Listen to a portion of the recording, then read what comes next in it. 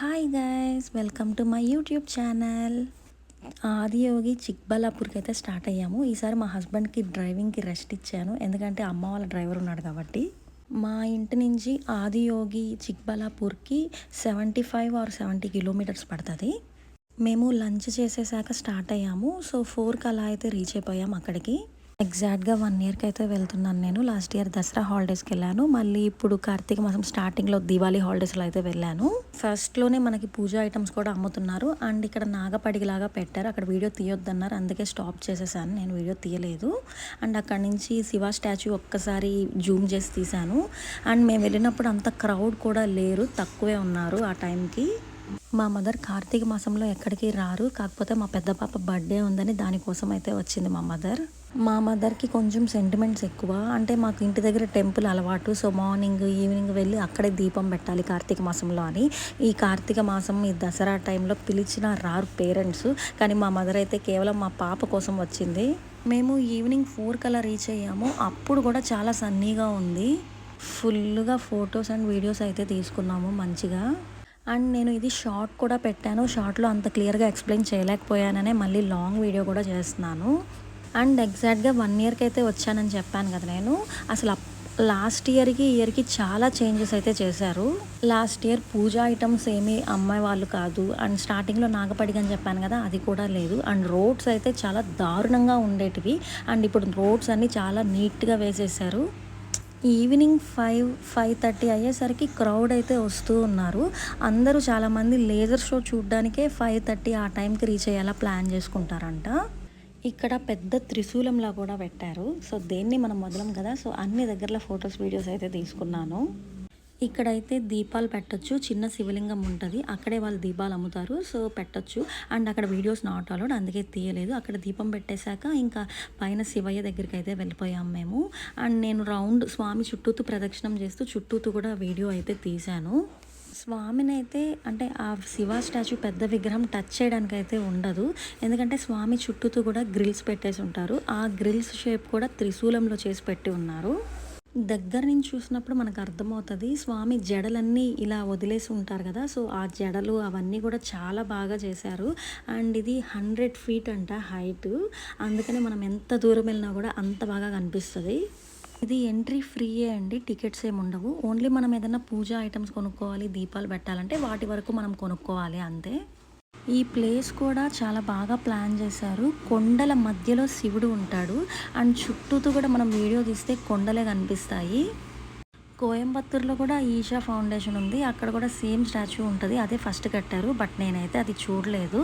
But ఇక్కడ మాకు దగ్గర కాబట్టి ఇదైతే 2 times విజిట్ చేశాను. నెక్స్ట్ టైం పక్క అక్కడ దానికి కూడా ప్లాన్ చేసి వెళ్తాను. మా పాప ఈ కీ చైన్ తీసుకుంది అక్కడ, సో అదే నాకు ఐడియా ఇస్తుంది, ఇలా వీడియో తీయమని ట్రై చేశాను, చాలా బాగా వచ్చింది.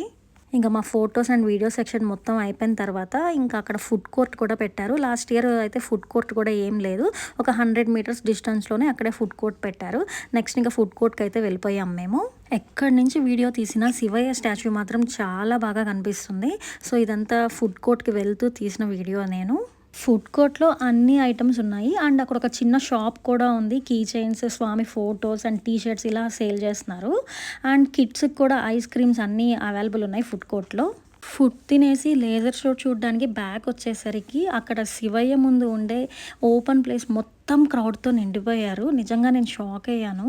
4కి నేను వెళ్ళినప్పుడు అంత క్రౌడ్ లేరు. 5:30-6కి మేము ఫుడ్ తినడానికి వెళ్ళే ముందు కొంచెం క్రౌడ్ ఉన్నారు. అండ్ రిటర్న్ మళ్ళీ వచ్చేసరికి మొత్తం ఫుల్ అయిపోయారు. అంటే లేజర్ షో అంత బాగుంటుందని మీనింగ్. నిజంగా అండి, జన్మలో ఒక్కసారైనా ఇలాంటి షో అయితే చూడాలి. నిజంగా గూస్ బంప్స్ వస్తాయి, అంత బాగుంది లేజర్ షో అయితే. గూస్ బంప్స్ అని ఎందుకు చెప్పానంటే, లైట్స్ మొత్తం ఆఫ్ చేసేస్తారు.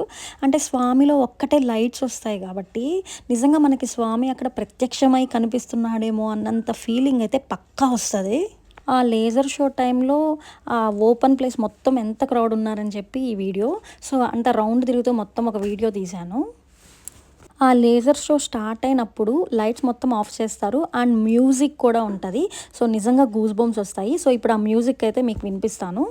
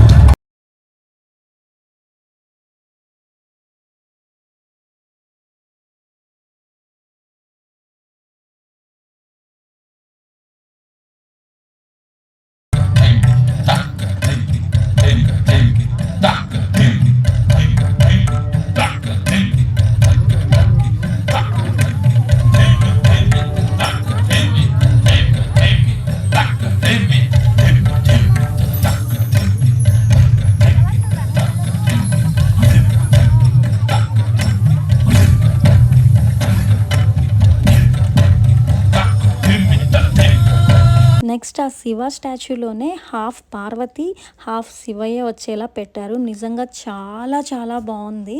పక్కా ఈసారి విజిట్ చేసినప్పుడు లేజర్ షో కూడా చూసుకొని రండి.